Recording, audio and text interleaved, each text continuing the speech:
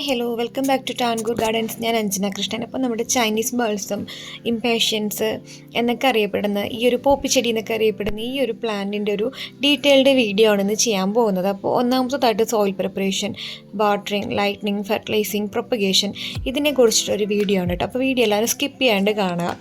അപ്പോൾ ഒന്നാമതായിട്ട് നമ്മൾ പറയുന്നത് സോയിൽ പ്രിപ്പറേഷനാണ്. നമുക്കിതിൻ്റെ മണ്ണ് എങ്ങനെയാണ് തയ്യാറാക്കേണ്ടതെന്നുള്ളതാണ് ഫസ്റ്റത്തെ വീഡിയോ. അപ്പോൾ മണ്ണ് നമ്മുടെ ഗാർഡൻ സോയിൽ, മണൽ, ചാണകപ്പൊടി ഇത് മൂന്നും കൂട്ടിയിട്ടാണ് നമ്മളിതിൻ്റെ മിക്സ് റെഡിയാക്കുന്നത്. കോക്കോപീറ്റ് വേണമെന്നില്ല, ആവശ്യമുള്ളവർക്ക് ജസ്റ്റ് കുറച്ച് അളവിൽ ചേർത്ത് കൊടുക്കാം. കാരണം കോക്കോപീറ്റ് എന്ന് പറയുമ്പോൾ നമ്മുടെ വെള്ളം നിലനിർത്താൻ വേണ്ടിയിട്ടാണ്. ഈ ഒരു പ്ലാന്റിന് ഒരുപാട് വെള്ളം ആവശ്യമില്ലാത്തത് കൊണ്ട് നമുക്ക് ആ ഒരു കണ്ടൻറ്റ് വേണമെന്നുണ്ടെങ്കിൽ അതൊന്ന് ഒഴിവാക്കാവുന്നതാണ് കേട്ടോ. ഇത്രയും തന്നെ നമ്മുടെ മണൽ ചേർക്കുന്ന പറഞ്ഞാൽ വെള്ളം നല്ലപോലെ വാർന്നു പോകാൻ വേണ്ടിയിട്ടാണ്. ഇല്ലയെന്നുണ്ടെങ്കിൽ നമുക്കത് പ്ലാന്റ് നശിച്ചു പോകാനായിട്ട് കാരണമാവും. അതുപോലെ തന്നെ അടിയിൽ വെള്ളം നല്ലപോലെ വാർന്നു പോകാൻ കണക്കിന് ഹോളും കാര്യങ്ങളൊക്കെ ചെടിച്ചട്ടിയിൽ ഇട്ട് കൊടുക്കുക. നിലത്ത് നടുന്നവർക്കാണെന്നുണ്ടെങ്കിൽ അങ്ങനെ നട്ടു കൊടുക്കുക കേട്ടോ. അപ്പോൾ ഇത്രയാണ് നമ്മുടെ സോയിൽ പ്രിപ്പറേഷനിൽ ശ്രദ്ധിക്കേണ്ട കാര്യങ്ങൾ. രണ്ടാമതായിട്ട് വാട്ടറിങ്. ഒരുപാട് വെള്ളം ഇതിനാവശ്യമില്ല. നമുക്ക് ജസ്റ്റ് ഒന്ന് അതിൻ്റെ ചുവട് നോക്കുക. ഒരുപാട് ഡ്രൈ ആയിട്ടില്ല, ഒരുപാട് ഡ്രൈ ആവരുത്. അത്യാവശ്യം വെള്ളം ഒന്ന് സ്പ്രേ ചെയ്ത് കൊടുക്കുക. എപ്പോഴും മോർണിംഗ് നനയ്ക്കുന്നതാണ് നല്ലത്. ഇല്ലാന്നുണ്ടെങ്കിൽ ഈവനിങ് നനച്ച് കഴിഞ്ഞാൽ എന്തെങ്കിലും ഇൻസെക്റ്റോ ഫംഗസോ ഒക്കെ വന്നിട്ട് പ്ലാന്റ്സ് ചീഞ്ഞു പോകും. അതുപോലെ തന്നെ ഡയറക്റ്റ് മഴ കൊള്ളാതിരിക്കാനായിട്ട് എപ്പോഴും ശ്രദ്ധിക്കുക. ഡയറക്റ്റ് മഴവെള്ളം വന്ന് ഈ പ്ലാന്റിൽ വീഴുമ്പോൾ തണ്ട് വളരെ സെൻസിറ്റീവാണ്. അപ്പോൾ തണ്ടിൽ എന്തെങ്കിലും ഒരു മുറിവോ കാര്യങ്ങളോ വന്നു കഴിഞ്ഞാൽ പ്ലാന്റ് പാടെ ചീഞ്ഞു പോകുന്നൊരവസ്ഥ ഉണ്ടാവും. അതുപോലെ തന്നെ ചുവട്ടിൽ എന്തെങ്കിലുമൊക്കെ ഒന്ന് വീഴുകയോ അങ്ങനെയൊക്കെ വന്ന് ഒരു ചെറിയൊരു മുറിവ് ഉണ്ടായിക്കഴിഞ്ഞാൽ തന്നെ ഈ പ്ലാന്റ് നശിച്ചു പോകുന്നതായിട്ട് കാണും. അപ്പോൾ ഒരുപാട് വെള്ളം വന്നു കഴിഞ്ഞാലും പ്ലാന്റ് ചീഞ്ഞു പോകാനായിട്ടുള്ള ചാൻസ് കൂടുതലാണ്. പിന്നെയുള്ളത് ലൈറ്റ്നിങ്.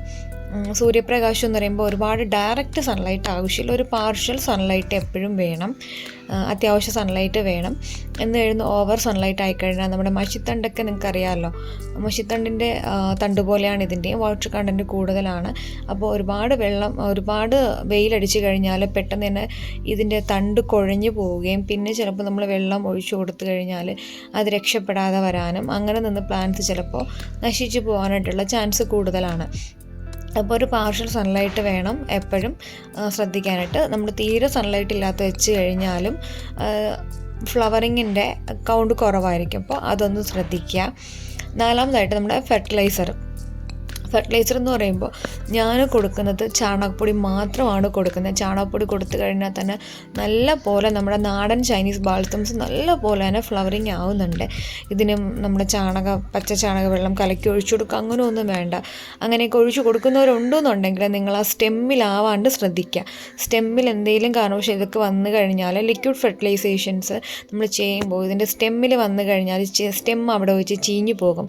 അത് നമ്മുടെ പ്ലാന്റ് നശിച്ചു പോകാനായിട്ട് കാരണമാവും. അപ്പോൾ നമ്മൾ എന്ത് വളം കൊടുത്തു കഴിഞ്ഞാലും നമ്മുടെ പ്ലാന്റിൻ്റെ ഇതിൻ്റെ കാണ്ടത്തിൽ നിന്ന് മാറ്റി സൈഡിലായിട്ട് ഒന്ന് കിളച്ചിട്ട് അവിടെ നമ്മുടെ വളം ഇട്ട് കൊടുക്കുക.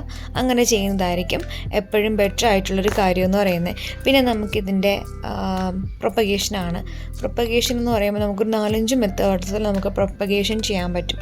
ഒന്ന്, നമ്മുടെ സ്റ്റെമ്മ് കുത്തി നമുക്ക് പ്രൊപ്പഗേറ്റ് ചെയ്യാൻ പറ്റും. രണ്ടാമത്തത്, സ്റ്റെമ്മ് നമ്മളെ ഒരു കുപ്പിയിൽ വെള്ളം എടുത്തിട്ട് അതിനകത്ത് ഡിപ്പ് ചെയ്ത് വെച്ച് കഴിഞ്ഞാൽ ഒരു 1 വീക്കിലത്തുള്ള ചെറിയ ചെറിയ വേരുകൾ വന്നു തുടങ്ങും. അന്നേരം നമുക്ക് മാറ്റി വെക്കാൻ പറ്റും. അടുത്തതായിട്ട് നമ്മുടെ ഗിഫി ബാഗൊക്കെ നമുക്ക് ഓൺലൈനായിട്ടും ചില ഷോപ്പിലൊക്കെ മേടിക്കാൻ കിട്ടും. ആ ഒരു ഗിഫി ബാഗ് അതെങ്ങനെയാണെന്ന് അറിയാത്തവർക്ക് ഞാൻ അതിൻ്റെ ഒരു ഡീറ്റെയിൽഡ് വീഡിയോ ചെയ്യാം കേട്ടോ. ജിഫി ബാഗ് എന്താണെന്ന് അറിയാത്തവർക്ക് ഇട്ടൊരു വീഡിയോ ചെയ്യുന്നുണ്ട്. അപ്പോൾ ജിഫി ബാഗ് നമുക്ക് മേടിക്കാൻ കിട്ടും. അതിൽ നമ്മൾ ഈ ഒരു സ്റ്റെം വയ്ക്കുകയാണെന്നുണ്ടെങ്കിൽ നമുക്ക് വേര് പിടിച്ച് കിട്ടും. പിന്നെയുള്ളത് നമ്മുടെ ചകിരിച്ചോറ് എടുത്തിട്ട് ഡിസ്പോസൽ ഗ്ലാസ്സിൽ ഒരു ഹോൾ ഇട്ട് കൊടുത്തിട്ട് അതിൽ ചകിരിച്ചോറ് നിറച്ചിട്ട് അതിൽ നമ്മൾ ഇതിൻ്റെ സ്റ്റെമ്മ് കട്ട് ചെയ്ത് വെച്ച് കഴിഞ്ഞാലും നമുക്ക് എന്ത് ചെയ്യാൻ പറ്റും, ഇതിനെ റൂട്ടഡ് ആക്കി എടുക്കാനായിട്ട് പറ്റും. അപ്പോൾ ഇത്രയും മെത്തേഡാണ് നമുക്ക് ചെയ്യാൻ പറ്റുന്നത്.